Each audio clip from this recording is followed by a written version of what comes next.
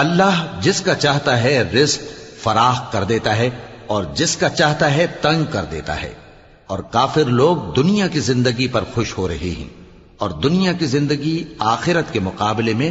بہت تھوڑا سامان ہے۔ اور کافر کہتے ہیں کہ اس پیغمبر پر اس کے پروردگار کی طرف سے کوئی نشانی کیوں نازل نہیں ہوئی؟ کہہ دو کہ اللہ جسے چاہتا ہے گمراہ کرتا ہے، اور جو اس کی طرف رجوع ہوتا ہے اس کو اپنی طرف کا رستہ دکھاتا ہے، یعنی ان کو جو ایمان لاتے اور جن کے دل اللہ کی یاد سے آرام پاتے ہیں ان کو۔ اور سن رکھو کہ اللہ کی یاد سے ہی دل آرام پاتے ہیں۔ جو لوگ ایمان لائے اور عمل نیک کیے ان کے لیے خوشحالی اور عمدہ ٹھکانہ ہے۔ جس طرح ہم پہلے پیغمبر بھیجتے رہے ہیں اسی طرح اے نبی